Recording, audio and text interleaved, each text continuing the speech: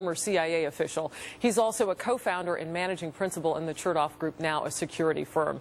Chad, good to see you. Good to see you. So the big question tonight, is this new intel a game changer for the U.S. in the war on terror?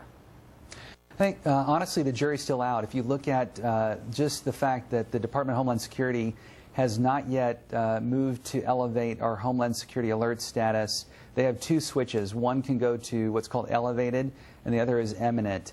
It's the higher status. The fact that after almost a week of evaluating the data, they have not yet moved to even the elevated status suggests that while this information can be extremely valuable and most likely will be helping us to unravel plots abroad, at least on the homeland front, it does not yet appear that they've been able to identify an active plot in the United States. Yeah, but there was a talk of trains being targeted, and even with that, you say not specific enough.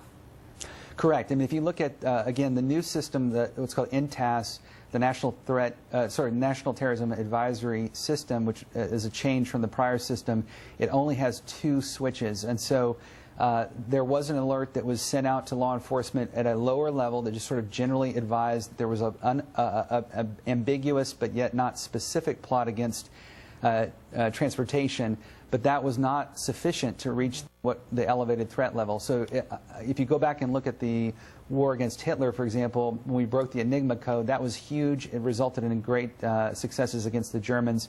It's yet to be determined whether this cache of intelligence is going to yield the same result. All right. It's a lot of information, though, Chad, all of it. And you know, we're telling the world now that we have this. Does that put us more at risk? In other words, is the senior U.S. intelligence official saying too much?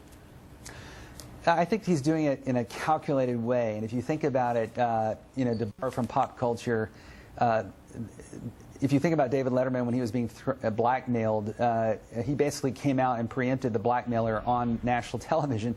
In this case, we've got intelligence that suggests that Osama bin Laden pre-taped a video in the event that he was killed that would be played after his death. And what the U.S. is doing now is saying, number one, we don't really care that we're playing a video on multiple videos from you because you're dead and we don't care about al-Qaeda now. And two, it also shows that we, in fact, did kill him. So this is a savvy move on the part of the intelligence community and the administration to put to rest conspiracy theorists, and it takes the information high ground and shows that U.S. is in control.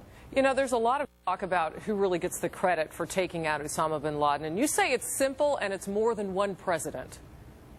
Yeah, I mean, only in Washington do you have to have this game of only one side can get credit. The truth is, intelligence work is a grinding process. It takes years and years to do, pebble by pebble. And at the end of the day, both presidents deserve credit. This was a long process, and it stretched across multiple administrations. I think if I could borrow a phrase from a former senator from Texas, it was President Bush that put Osama bin Laden in the crosshairs, but it was President Obama who pulled the trigger, and both of them deserve credit.